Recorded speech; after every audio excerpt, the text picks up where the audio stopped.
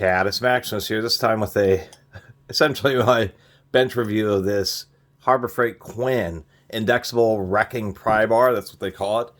It is indeed made in Taiwan, and this thing seems okay. Actually, Crescent also has something that's similar to this. They are advertising chrome vanadium, both bar and head. Definitely a pretty heavy forging here. One thing I will give them credit for is there's a pretty stiff spring in this spline section for the articulation. Is that this grind is actually pretty good. I've seen a lot of pry bars at various stores, and getting this grind, I mean, I have seen somewhere that it's just wonky all sorts of directions.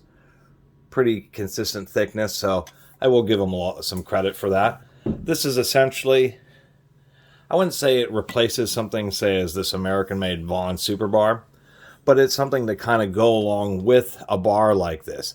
The Vaughans are very good, and so I certainly would recommend one of these.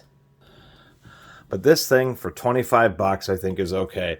They actually have the steel bar extending beyond the end of the handle here, so you can hit that, so if you're in certain situations you can drive it down, and that's essentially what attracted me to this. I was actually pretty harsh on the other Quinn pry bar, I guess the articulated hook Quinn, which I was just noticing today doesn't actually say Quinn anywhere on this bar.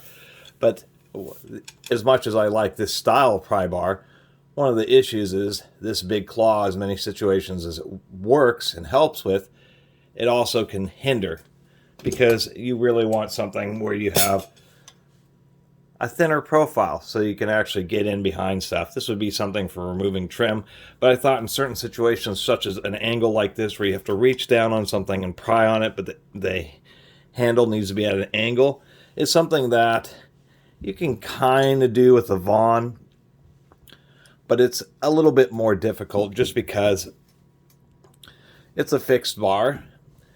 The other situation is sometimes you really need it to be flush against something, and so like the big curve, when you're getting to get the teeth in, you're really pretty far out, and sometimes you need to be pretty darn flush.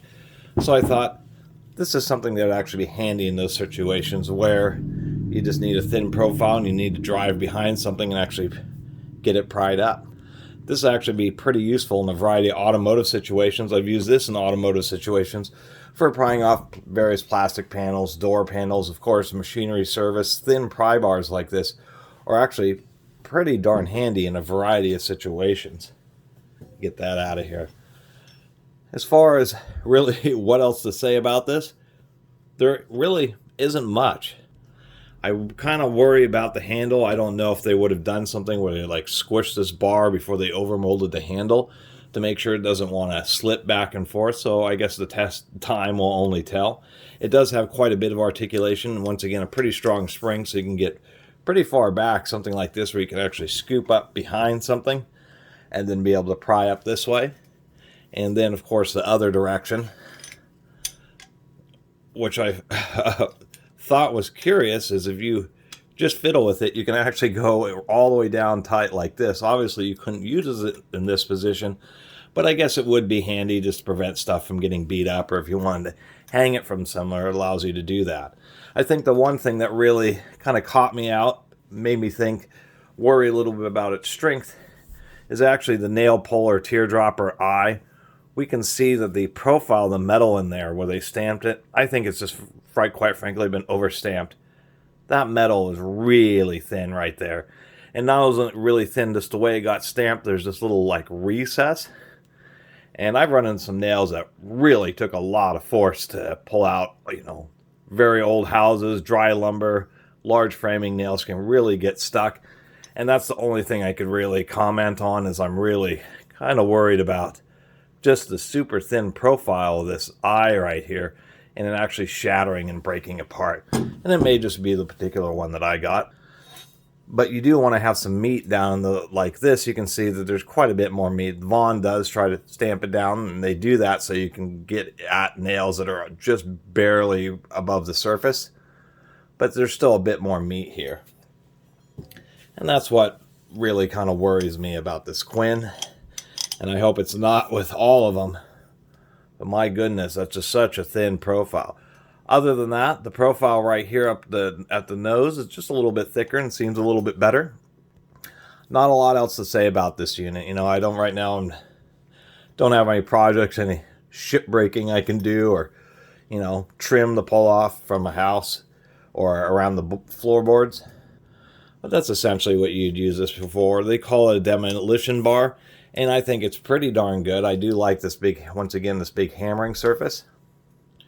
Besides that, not a lot else to say. But for $25, I think this is a whole lot more useful and worthy than this Quin pry bar, which is like 60 bucks or something.